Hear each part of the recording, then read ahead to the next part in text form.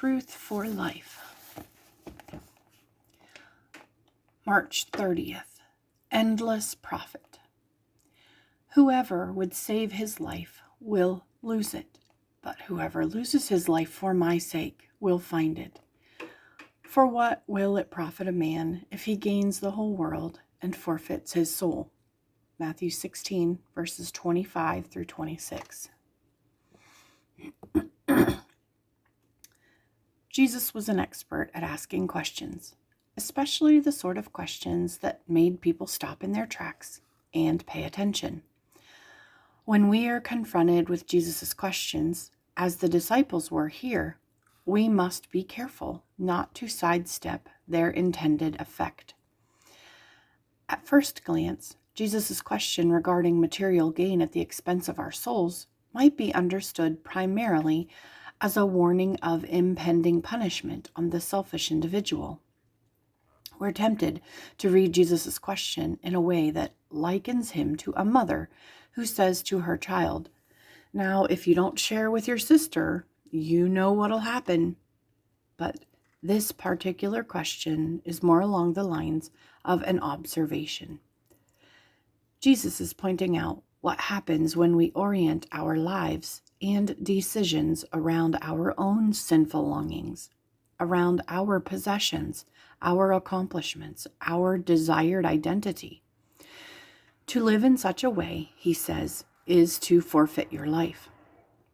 The loss of life, of which Jesus is speaking here, is therefore both immediate and eternal. If we regard life as nothing more than what we can get out of it for ourselves, we actually miss out on its greatest joys.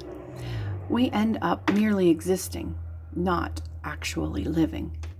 Furthermore, when we place ourselves on the throne of our life, we remove Jesus from his rightful place and affirm the reality that, by nature, we prefer to pursue the world rather than to forsake our desires in pursuit of Christ. If we continue in this way, we will forfeit the gift of eternal life that he loves to give to his subjects. So how are we to combat worldly desires in the here and now? First, we must recognize that, as the 17th century mathematician and theologian Blaise Pascal put it, we have a God-shaped hole at the deepest level of our being, and nothing can fill this void save God himself. We exist not to pursue fleeting pleasures, but to enjoy relationship with the living God. Then, second, we must continually reflect on the value of our souls as evidenced in the cruel scene outside Jerusalem where the sinless Christ hung on a cross, despised, rejected, pierced, scarred, and scorned, so that we might be brought into right relationship with God and freely receive eternal life. Jesus' sacrifice reveals how much the eternal destiny of our souls matters to God. Following Jesus as your rescuer and your king, and acknowledging his worth above any earthly treasure, is not a momentary decision. It is a lifetime commitment that is lived out each day. If you are prepared to come to his cross daily, humbly confess who he is, and give up your life, your preferences, your comfort, your wealth, then your profit will know no end, now and for all of eternity. We could do far worse than asking ourselves the question at the start of each day that Jesus asked his disciples on the road that day. What will it profit me if I gain the whole world and forfeit my soul? Matthew chapter 16, verses 13 through 27.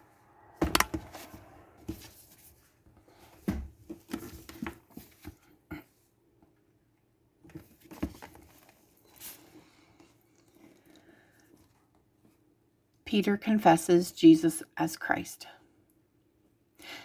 Now, when Jesus came into the district of Caesarea Philippi, he asked his disciples, "Who do people say that the Son of Man is?" And they said, "Some say John the Baptist, others say Elijah, and others Jeremiah, or one of the prophets." He said to them, "But who do you say that I am?"